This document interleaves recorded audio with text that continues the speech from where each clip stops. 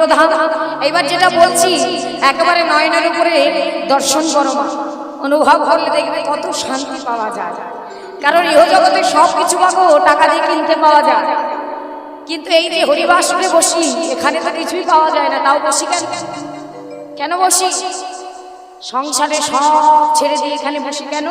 একটু সুখ পাওয়ার আসে, শান্তি পাওয়ার আসে। হরি বল, হরি বল। তাহলে এখানের যে শান্তিটুকু কোনো টাকা করে দিয়ে মিলবে না, সেটা মিলবে ভক্ত সঙ্গ করো।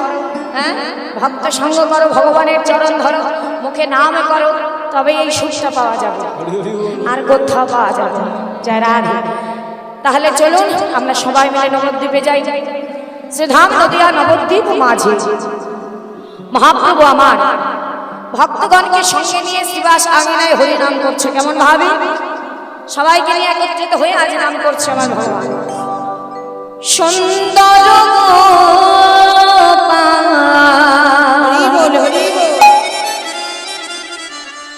নন্দ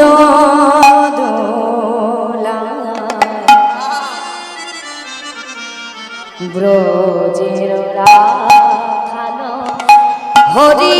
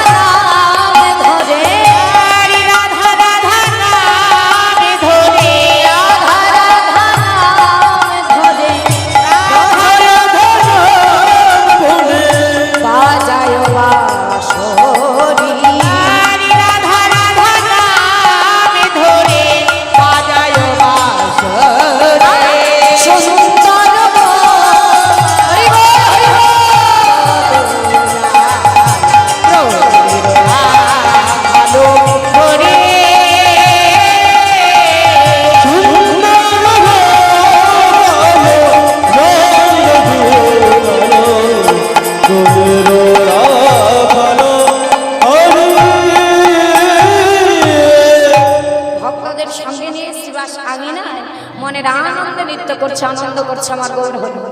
হঠাৎ করে তার মনটা বিষণ্ণ হয়ে গেল, মানে মনটা খারাপ হয়ে গেল।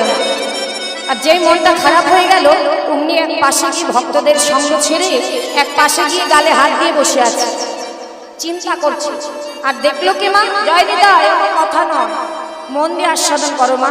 হরি নামে কি আনন্দ ডুবলে জানা যায়, ডুব না দিলে কিন্তু হবে। জয় রাধে। কি বললে? শ্রীবাস ঠাকুর বলছে, ও দয়ামা কি হয়েছে তোমার? তুমি এমন করে গালে হাত দিয়ে বসে আছো কেন? কি চিন্তা করছো প্রভু? তখন মহাপ্রভু বললেন, হরিদাস, আহা শ্রীবাস, আমার মনটা যে ভালো নেই। কেন? কি হয়েছে তোমার? বলছি, আজ এখানে আমি সবাইকে দেখতে পাচ্ছি, কিন্তু একজনকে আমি দেখতে পাচ্ছি না। ও শ্রীবাস, তোমরাই তো বলো আমি নাকি ওই ব্রজের কানাই। বলো না শ্রীবাস, তাহলে কোথায় আমার দাদা বলায়? দেখুন কাকে খুঁজছে। মহাপ্রভু এসেছেন, সেখানে তো তার দাদা বলরাম নেই। তখন তার দাদা বলরাম নেই, তাহলে সে বলরামকে খুঁজছে। বলো না, তোমরাই তো বলো শ্রীবাস, আজ সবাইকে দেখতে পাচ্ছি কিন্তু আমার দাদাকে দেখতে পাচ্ছি না, তাই যে আমার মনটা ভালো নেই। শ্রীবাস বলো না, তোমরাই তো বলো শ্রীবাস। কি বললেন? আমি নাকি ব্রজে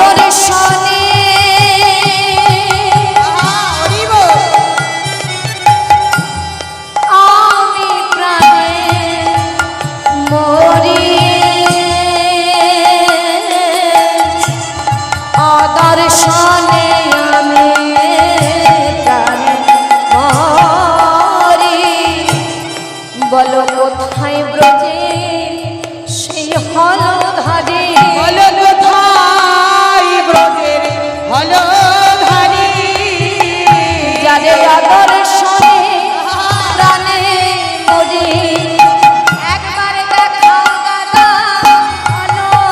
হলধারী। দর্শনে প্রাণে মরি, একবার দেখাও দাদা হলো হরে। দর্শনে প্রাণে মরি,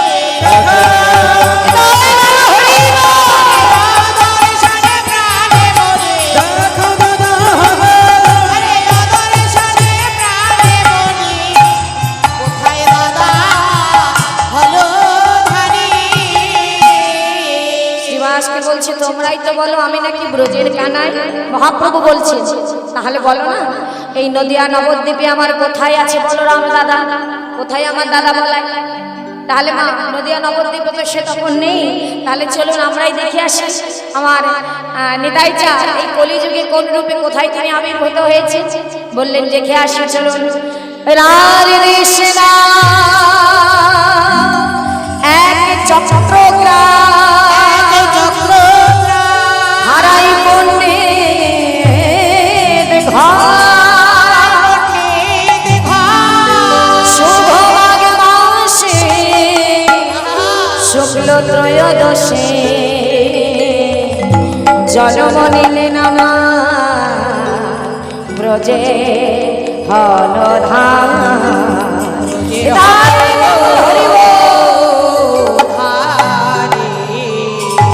কোথায় এলেন নবদ্বীপে? আহা কোথায় এলেন নিত্যানন্দ প্রভু?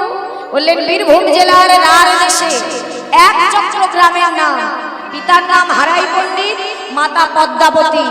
তাদের কোলাহল করে এলেন তাদের একমাত্র আদরের দুলাল, যত্ন করে ভালোবেসে তার নাম রাখলেন কুবের।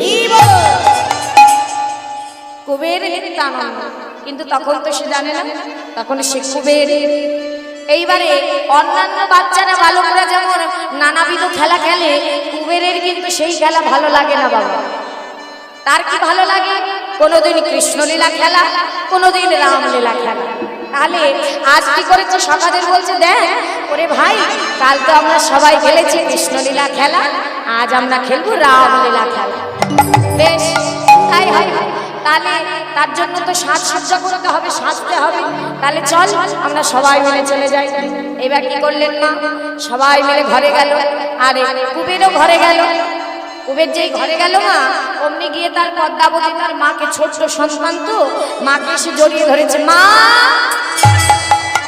ও মা, মা গো আমাকে একটু সাজিয়ে দেবে মা। কি সাজবি তুই? ও মা আজকে না আমরা খেলবো রামলীলা খেলা। কালকে কৃষ্ণলীলায় সেরেছিলাম বলরাম, আর আজ রামলীলায় সাজবো আমি লক্ষ্মণ। ও মা, মা আমাকে একটু সাজিয়ে দেবে? তখন পদ্মাবতী অতি দরিদ্র তো মা, আর লক্ষ্মণের বেশ হচ্ছে মা তো রাজবেশ। বললেন বাবা তুই যে কথা বলছিস তুই জানিস লক্ষ্মণের বেশ হচ্ছে রাজবেশ, আর আমরা তো অতি দরিদ্র বাবা।